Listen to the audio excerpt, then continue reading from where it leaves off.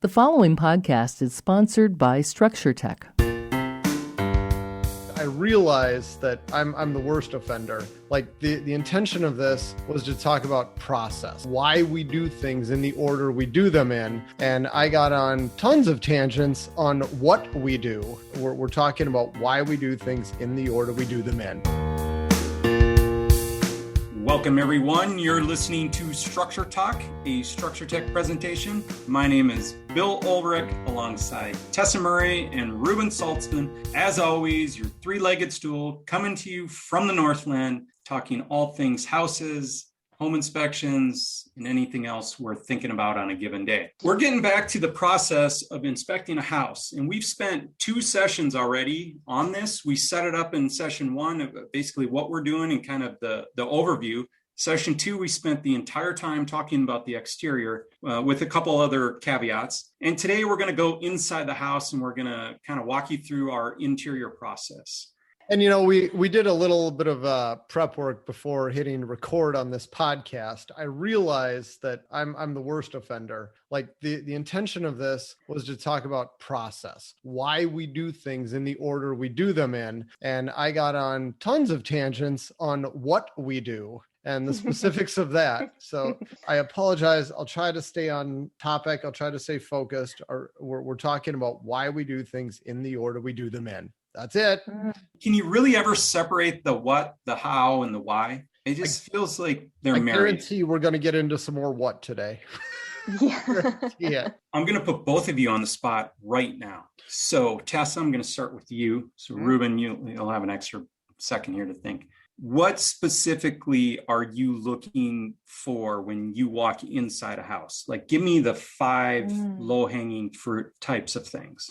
Yeah. Categorize them or something, right? Like, this is what I'm after. That's a great question. You know what? I feel like when I walk into a house, I try to keep like an open mind because every house is different. And to be sharp as a home inspector, you have to be looking at things with kind of like this curiosity, like, what am I going to find today? But if I had to kind of boil it down, I'd say, looking for, well, obviously we've got electrical systems, we've got plumbing systems, we've got structural systems, we've got ventilation and mechanicals, we've got, I'd say, environmental concerns too. And so those are kind of the big things. But when you walk into a house, it's being perceptive to say, okay, I know I've got this process to follow. I know I've got these things that I'm looking for, right? And following the process helps me find these things. But it's like looking at things with fresh eyes to be like, okay, there's something unique going on here. I need to dig a little bit more. Does that make sense? Okay, I'll take that answer. Reuben? I don't know if I can do a top 5, Bill, but I can tell you the biggest one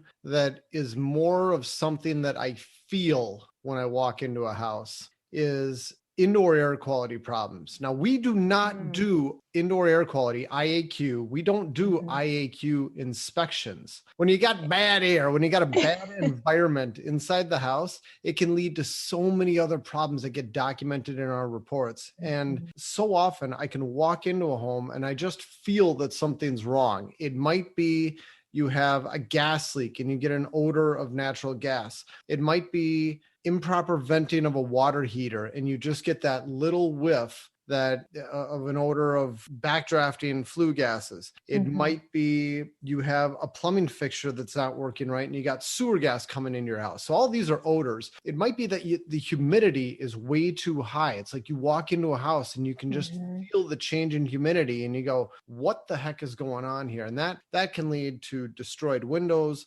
mold and frost in the attic, frost and mold in closets. It might be basement water issues. I remember a house where I walked in and it just punched me in the face. And instead of doing my traditional walkthrough, I just said, I'm going out of order today. And I went straight down to the basement and found sub-slab ductwork. And I went right to one of those ducts and found standing water in there. And it was like, it was the first thing I came across right when I got to the house, just because my spidey senses were going crazy. I had to figure that out. So I'd say just kind of the atmosphere of the inside of the house is probably the first thing that home inspectors subconsciously get really attuned to. Reuben, I love that answer. I think that's what I was trying to say, but you articulated it much better. It's like, I had time while you were talking.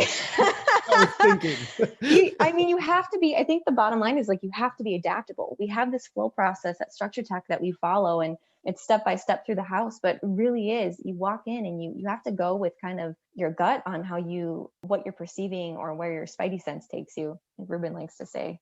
Yeah. My answer was going to be rot, water, structural concerns, and I really like the idea of indoor air quality. To me, you're trying to eliminate those from the conversation. And you look around and you're like, no, not there, not there, not there, not there. Mm-hmm. Perfect. We can move on to the next room.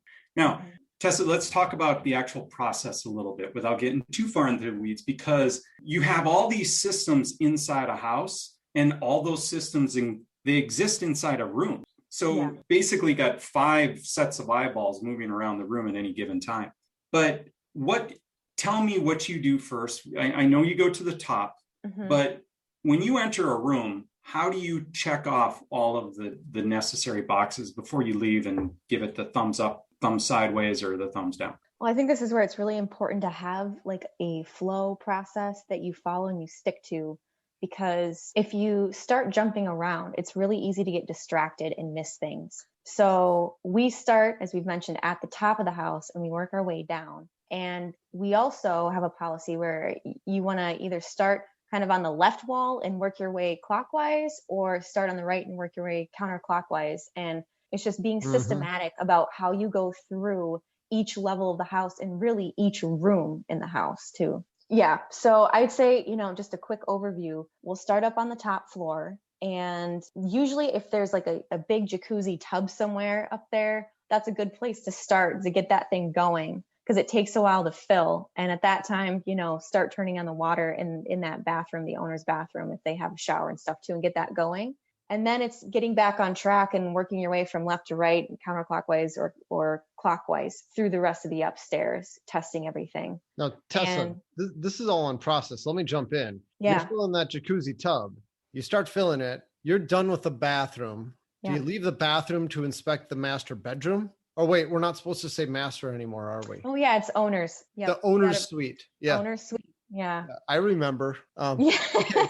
So you go in to inspect the owner's. Do you leave the bathroom to inspect the owner's suite? That's, you know what? That's my favorite answer. That depends. How quickly is the tub filling, right? And can you safely walk away from that tub? And we've talked on other podcasts about disaster stories there with forgetting about the tub. Okay. All right, Tess, it's a quarter full. You're a quarter of the way up from the overflow. Took 5 minutes to get there. Do you sit there and stare at it? No, I don't. I think initially when I was a new inspector, I did, because I was so scared. But as I got more comfortable and I got my own process with it, I would say that I'd spend a majority of the time just in that bathroom, checking the sinks, checking the drains, checking electrical outlets, toilets, showers, all of that, ventilation, windows. And if the tub's still filling, then I might venture to the owner's suite bedroom, and start checking outlets and windows and all of that too. I don't know. How do you do it, Reuben? Well, I'm just asking. I leave. I do. Do you leave? I can't sit there and watch it. I know I've shared on this podcast sometimes, well, at least one time, where that got me in big trouble. I flooded a house because I realized it when I got to the basement that it was still running. That was an insurance claim. Yep. Never felt more incompetent in my life. But, you develop a process and you figure out what it's going to take to not let that happen again. One way would be to just simply not leave the room. I'm not going to do that. My method is I'll set a timer on my phone. I look at how fast it's going. How long has it been? And it's like, all right, set a timer for 3 minutes. Then go back and check on it. All right, still not there. Set a timer for 2 minutes. Some other inspectors in our company use an alarm. They've got a little water alarm where it's suction cups. They stick it on the side of the tub. And if water reaches this alarm, you're going to hear it anywhere you are in the house. It goes nuts. And I think most of the time they probably get back to the tub before the alarm ever goes off, but it's just a fail safe, just in case they forget. Yeah. You're going to have an alarm screaming at them. So I think that's super smart. Yeah, that's a good trick. But I think it is fair to say, whatever you're comfortable with, as long as you're not going to forget about it. And there are some tubs where you can inspect like the entire upper level of a house and it's still filling when you're done. Yes. So every tub house I flooded. It was like that. Every tub? Are you filling every tub? I mean, really? Oh yeah. All the way to the like a full bathtub? Well, here's the deal, Bill. If it's a whirlpool tub, we're going to turn on those jets, and you got to bury all the jets. So Sure. Absolutely. And you can't just bury them. You got to really bury them, because if you're just above the surface, you might still have water splashing out. Rookie mistake for any new home inspectors out there. Make sure those jets are pointed down. This would have been a helpful podcast for me when I started out. Yeah. I made a gigantic mess. And the jets were so dirty that it just sprayed like black goo everywhere. All over the walls. I can't imagine. Yeah, So, it was a mess to clean up. but even if there's not a whirlpool, even if there's not a motor and it's just a traditional soaking tub, it's nice to make sure that that overflow doesn't leak. Not only that, but this is a good way of running a lot of water through the system. And if you've got a problem with the main building drain, it's probably going to evidence itself after that bathtub is done draining. You're going to have a floor drain that backs up. So it's another way of really stress testing those main drain lines. Do you do the same with showers? Is there a set period of time you want to see those run? And does it vary depending on where they are in the house? 20 minutes. That's the magic number. If it's a traditional shower, no. But if it's a tiled shower, we'll run water for 20 minutes on cold to make sure that it's not leaking. And you're talking about a tiled pan, right? Oh, thank you. Yeah, tiled shower base. Exactly. Yeah. Tiled pan. Thank you. Yeah. Okay, that's water. What else you got going on? I mean, you're hitting all the systems kind of simultaneously in these rooms, right? Yeah, you are. I mean, you're checking all. I mean, at Structure Tech, we try to test every single outlet that we can get to. So we've got outlet testers. We're checking GFCIs. We're checking all the windows that we can get to as well. You open every window? We do. So, I mean, I know that our standards of practice that we follow say a representative number, but we open every single window that we can get to and check every single outlet that we can. The standards are pretty weak. I mean, a representative number is defined as at least one in every room. It's like, are you kidding me? No, we're not following the standard of practice. We're not doing the minimum there. That's for somebody who charges $200 in inspection. That's not us. Do you have some opinions you care to share? I just did. Okay. All right. No filter here, but yeah. So, I mean, I'd say that probably on the interior of the house, this is, when you're checking bedrooms and you're checking just windows and doors and outlets, that's probably, I think most inspectors would agree, like that's the easiest part of inspecting a house, right? Because there's so much stuff to look at on the exterior. And when you get into the basement, typically, or a crawl space or an attic, but going through the inside, I feel like you can start to kind of cruise through a lot of these things.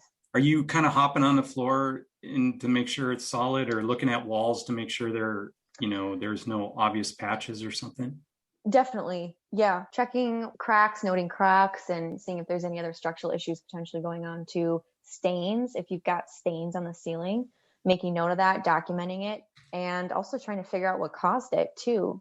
We use an infrared camera to help us determine if something is currently wet or not. And so we do a scan with the IR camera before we start testing all the plumbing underneath kitchens and bathrooms to see if there's any, signs of water leaks. And then we scan it again after we run all this water to see if it changes. Well, at least we used to when we were doing flood testing on shower bases. I don't know if we require people to scan below plumbing fixtures before testing them now. That's in our flow process. I'll have to double check. I'll shut up. It may or may not be. That's what I get for being out of the field for a couple of years. I think it is. And I mean, especially if we've got stuff like the whirlpool jetted tubs, we're definitely, as soon as we turn that on, we're checking the ceiling, scanning below with an infrared camera, or anything that you visibly can't really inspect or see, from an access panel. We're getting our infrared cameras out and scanning that as quickly as we can. Yep. I always felt there was enough risk involved that the before was important, because if somebody says, hey, you missed my toilets leaking, it'd be nice to say, no, I didn't, because when I started, here's where it is. Clearly it was dry. The people have been living here using it. This must have happened afterwards. And even if you do your before, your afters, it seems like I'm not saying you need this armor vest so people don't come back and get mad at you, but it's one of those things you can never go back in time and get. Mm-hmm. as long as you're there, it's nothing to do. And those infrared images have saved our butts many times, where someone claimed that there was a leak, and we've got infrared images showing, look, after all of our testing, it's dry, it's time stamped. This happened after our inspection. Well, and to that point, I think that's a good reason why we have a policy procedures and why we have this process that all of our inspectors follow, because if there are complaints, we know what our inspector did and we have the data to back it up too. Yeah, we can be totally confident and say, no, we know we checked that. We are consistent with every inspection. Is it fair to say you do the same thing in every room, bedrooms, you just don't worry about the plumbing, and you just move through the house that exact same way? Open windows, test doors, all the systems. Open, closed doors, look for anything weird, right? You're always just keeping an eye open for something strange or out of place, or, holes or cracks or something like that. Evidence of pests, evidence of mold, asbestos, stuff like that. So it's keeping an eye open for those things, smoke alarms, carbon monoxide alarms. Are you testing those, or are you just looking for them? We're just looking for them. We do not press the test button. That can change at any time. And we put a note in our report saying that these need to be tested monthly. And most of the time, we're recommending that they be replaced on top of it, because we recommend photoelectric smoke alarms on every inspection when they're not present. And most houses don't have them. Odd question, but I want both of you to tell me how you approach this, or if you use this tool. Do you employ your nose and report on unusual smells? I have. I wouldn't say I do. Typically, when I smell something, I try to get to the root of what it is that I'm smelling, and I report it with pictures. Odors are so subjective. So it's pretty tough to report on that. It's gotta be over the top to make it into my report. I think that my response is similar to that. Usually I'll try and figure out where it's coming from or what's causing it. And usually you can figure that out. Is it sewer gas smell? Is it a funky crawl space where a cat has been using it as a litter box for 20 years? Is it mold or, something like that? Usually you can figure it out, a gas leak. I think I did have one inspection though, where there was just this really bad funky smell and I could not find the source of it. And I did put it in the report. I don't know what was causing it, but maybe it was like dead mice in the wall or something. I thought of an exception to that I think we all report on regularly, which is a rotten egg odor in the hot water. Yes. That indicates a condition in the water heater. It's like sulfur or something like that. And it might be a bacteria issue in the water heater, or the sacrificial anode rod is completely gone. That can lead to a rotten egg odor in the water. And it's not something we can take a picture of. It is like a punch in the face. It's quite obvious. And that is something that we report on regularly. I can't think of ever smelling like a rotten egg odor from a house that had city water before. But if we're inspecting a house on well water, I've smelled that before. Sure. That could be a well condition too. Definitely. Some of the suburban water is a little challenging. It's a little irony. And do you know what is the root cause of that sulfur smell? Is it iron, or? I think it's always bacteria. Oh, I don't think you want to drink bacteria. Doesn't sound like healthy. No, gross. Yeah, I outside my pay grade. I don't know. One more reason to live in the congested urban core. Convenient urban core. We get to drink the Mississippi, the muddy Mississippi. It's nice and clean by the time it gets to the after a lot of filtration. Yeah. One thing we kind of skipped was just the attic inspection. I know we talked about attic access stuff, but when you come in the house, our inspectors can choose to either inspect the attic first, when they head upstairs, or they can wait and do it at the end. And so there's some different, depending on what the weather conditions are or what the inspector prefers. Some do it at the beginning, some do it at the end. I'm pretty opinionated on that one. If it's a summer day and it's a morning inspection, you do the attic first, because it's going to be nasty by the time you get to noon or whatever it is. It's going to be really hot up there. So do it first if it's going to be a hot summer day. And otherwise, you do it last, because you got the potential to get dirty in there. And it's just nice when you leave the attic, if you're leaving the house, if that's like one of the last things you do, you can brush off outside. And if it's your second inspection of the day, you go home and take a shower when you're all done. Yep, definitely. Okay. Inside the house, bedrooms, rec rooms. That's what my dad used to go to the rec room. So living room, family room, bedrooms, those are easy. Bathrooms, you have to run some water. What are you doing in the kitchen? And why are you doing what you're doing? Because the kitchen's a little more involved, right? Yeah, the kitchen's a little bit more involved. I mean, there's plumbing, there's appliances, there's electrical there. So all the basics with, testing outlets, checking for GFCIs, making sure light fixtures are grounded above sinks. And then we have a pretty detailed process for how we inspect permanently installed appliances as well. And the reason that we do that is because it seemed that, and Reuben, you can jump in here too if you know, what was the percentage of complaints we would get about appliances? Out of the complaints that we would receive, about 10% of them were focused on appliances.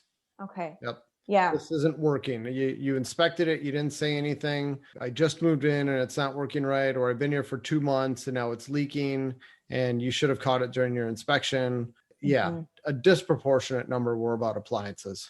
Yeah. Yeah. People have an expectation. Like if they're spending hundreds and hundreds of dollars to have their house inspected, they want to know if their clothes washer is working properly or their dishwasher is working. And so we've put together this kind of appliance testing procedure for how we do that. And we basically, we will turn on the clothes washer, we'll throw in a towel, we'll make sure that it goes through a complete cycle, the water drains out of it, and we'll also test the dryer, turn it on, make sure it's able to dry the towel that we bring. And we'll do the same thing. We'll run the dishwasher through at least a rinse cycle. We'll test microwaves, make sure they're heating up a glass of water or, a wet paper towel, document that. And then refrigerators, we'll take pictures with the infrared camera to make sure that we document that they're cooling the way that they should, and freezers, and check the ice and water if they have a built-in ice and water feature too. Yep. And then we take pictures of all these things to document it. Yes. Thank you. Doesn't necessarily go in the report. Right. Yeah. We have those images. Yep. We have them on file. Do you care if appliances are really noisy? If it's making a weird noise, it sounds like it's not working right, I would definitely document that. But again, noises are subjective, right? Yeah. Tessa's telling you it depends. One cool feature though with the report writing software we're using is it's really easy to take a video and put it into the report. So if something's making a weird noise, you can just record a few seconds of it and put it in the report so that the client can hear it for themselves. I like that. Yeah. Because again, you can't go back in time. Right. And dishwashers have been known to be loud. Mm-hmm. Yeah. And garbage disposals too. We'll test those, run them, take a short video. So we've got it all documented. Gotcha. Okay. So we've cleared the top floor. Maybe you have 6 floors. I don't know. Now you're moving down. Now we're in the basement. So what's extra and special about the basement that you have to do in this whole process? Look for signs of basement water intrusion. Sorry, I couldn't help myself. Sorry, Tess. That is Reuben's specialty. Signs of moisture. I was going to add one more thing quick too. Fireplaces. If people have fireplaces or wood burning fireplaces or gas fireplaces, those are something we definitely check. And with a gas fireplace, we've got a process for testing those as well. And we'll let those run for, depending on what type of fireplace they are, 15 minutes to 45 minutes before we actually test and make sure they're not leaking carbon monoxide or gases back into the house too. Yeah. And those are not our numbers. Those are standards developed by, who is it? CSA or UL or some standard. I don't know where it comes from. I don't remember, but it's like if you have a gas fireplace leaking exhaust gas and it has not run for at least 15 minutes, your findings are worthless. It needs to run for at least that long before you can test it. And it depends on which standard it's built to. So like Tessa said, either 15 or 45 minutes, that is a standard. It was not established by us. Yeah. And I was going to say too, with new construction houses, we can't do that test on gas fireplaces because they need to run for, 8 hours minimum? That's right.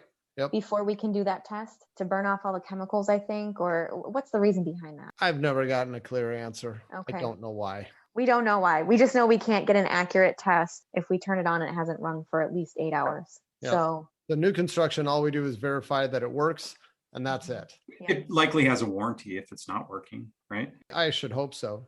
You've been in some big houses where there's multiple gas burning fireplaces. I mean, that seems very time consuming to crank all these things up, let them run for anywhere from 15 to 45 minutes. What's guiding you on 15 to 45? Is it something on the inside that says I'm special, I have to run for 45? Yeah, and now that you asked, I'm picturing the standard. I said UL or CSA. It's not either one of those. It's ANSI. ANSI, yeah. Yep. And there's 2 ANSI standards that fireplaces are built to. I don't remember them off the top of my head. I want to say it's like 2180 and 2150. 50. Yes, I think that's correct, Reuben. Okay. Yeah. Which one is the 15 minutes and which one is the 45? I can't remember. I don't remember either. And I know there's a handful of people on our team who don't want to have to remember. So they always run them for at least 45 minutes. Yes. I was going to say, that's just what I do. It makes it simple. You just run it for 45 minutes. And usually what I'll do is I'll just, on the initial quick walkthrough, as I'm turning on lights and turning on fans and waking everything up and just getting the initial inventory, I'll flip on those gas fireplaces so that when I finish up the roof and the exterior, I come back inside. Now I can test those things. And they've been running for 45 minutes and then turn them off. Yep. It's good. Yeah. Okay. Especially if it's summertime, you don't want it running any longer than it has to. Yes. Those do kick out some heat for sure. Yeah. Sorry, Bill. I pulled us back up to like a main floor situation, but we were heading down to the basement. All right. I want to know, how much are you employing your nose again in the basement? Do you have a smell test when you walk into the basement? Oh, definitely. Reuben, yeah, you're shaking your head. Definitely. That is, I think like your nose is one of your most powerful assets as a home inspector. And it will cue you to so many potential problems, especially in basements. I see Reuben sniffing around the outside edge of a house. Yeah, I use my nose a lot, man. Getting down on those outside walls and the suspect areas, putting your nose close to the carpet, smelling for what might be mold. Absolutely. We do a lot. And, preferably you try to do that when your client's not looking, because you look downright goofy. But doesn't mean we don't do it. Well, and gas leaks too. We have tools that can check for potential gas leaks, gas sniffers, but personally, I just like to use my nose. I mean, I've got a really sensitive nose, so I'll just put my nose close to all the gas manifolds and gas lines that are accessible and just take a whiff. Yep. It works just as good as a gas sniffer. It just doesn't look as cool. That's all. Yeah, but if you're someone who doesn't have a strong sense of smell, I would suggest that you definitely use like a gas sniffer or something like that. Your punch list is quite a bit longer in the basement, though. Yeah. Off the top of your head, how many components do you think you're actually looking at when you get into the basement of a house in Minnesota? 973. Okay, I like that. There's a lot. I mean, the high level is looking at the heating plant, whether it's a furnace or a boiler, looking at the air conditioner, at least the part of it that sits inside the house, the water heater, the electrical panel, the framing and structure in the accessible unfinished areas. And what did I miss, Tess? Did I miss any others? Yeah, just foundation issues potentially too. I guess that falls into structure and plumbing.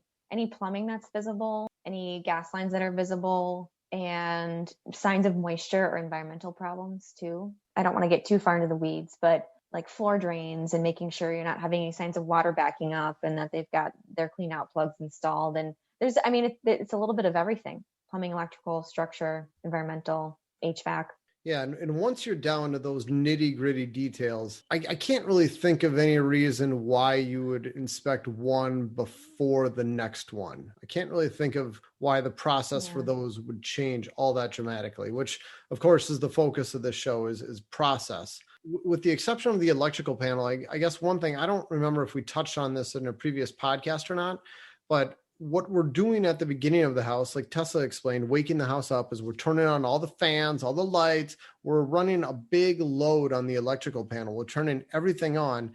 And that is something we do at the beginning, is we take an infrared image of the panel so that if there's any breakers that are really hot, we'll document it and we'll try to figure out why it is. I remember a new construction house I was inspecting where they had changed one of the bathroom fans to a fan that had a heater built in, and it was drawing way too much load. It was drawing like 22 amps on a 20 amp circuit. And if you know your electrical, you know that you can't have a continuous load that exceeds 80% of that circuit breaker. So if it's a 20 amp breaker, 20% of that would have been 16 amps. I mean, that's the max you should have on it. So this was a wiring issue, and the infrared camera alerted us to it. There's no way we would have figured that out without an infrared camera.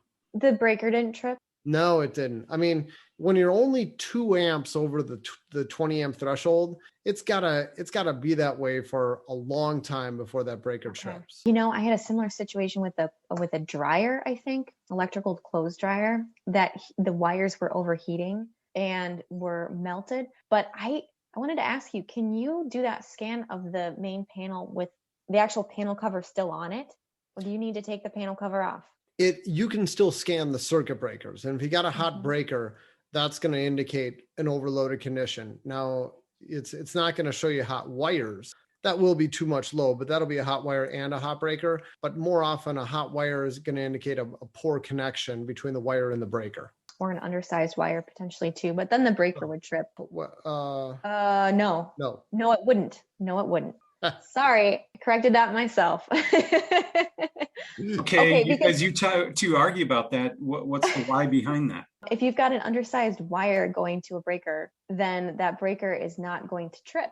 So yeah, the breaker doesn't know what size wire you got. Right. So an undersized wire is dangerous because of that. It can overheat and start a fire, and the breaker will not trip. Okay. And all of this can be discerned after waking up the house and you being in there for 2 hours, and or is that your best attempt at collecting this information? Yeah, not every time. I'm sure there's been plenty of houses where they have stuff that was technically overloaded and I never found it, but we're doing the best we possibly can to identify this stuff. Do you have any hacks that you can share with people? I have one off the top of my head that I remember Reuben talking about, but specific to old houses with big stacks and elbows on the stack. Oh, you're talking about the plumbing line. Share away, Bill. Well, I'll see if I can explain Professor Reuben's teaching. But the stack is also the vent pipe. And on these old houses, the stacks are made out of usually cast iron. That's right. And then so if it's coming straight up and then it turns at like a 90 at the floor to go wherever, sometimes that 90-degree elbow will actually rot out, and it rots on the top of the pipe, not the bottom of the pipe. Yep. Is that correct? That's right. And you can just sometimes just literally feel the crack or pick a piece of that entire pipe up and be like, this is broken. Yeah. And it's usually so high that you don't see it. It's like you got to put your hand along the top of it to identify this. That's an advanced home inspection move right there, Bill. There we go. Yeah, definitely advanced level. I remember one house I was in a basement, and this, you didn't need to be advanced to understand that this probably wasn't a good idea. There was so much pressure on this sewer line, and I don't know why that would be, but there was no plug, it was just wide open. There was nothing. It was just a sewer line. If you put like a piece of paper over it, would literally lift it 2 feet off the ground and just blow it away. And this was a house on the kind of southwest side of St. Paul, sort of there's a bunch of caves and things over in that area. And I have no idea why there was so much pressure on that sewer line, but it was really pretty amazing. Interesting. I was just thinking about another category that we didn't even talk about. And technically it is something that we do not need to really report on or inspect, but I think it's something that clients these days expect. It's comfort.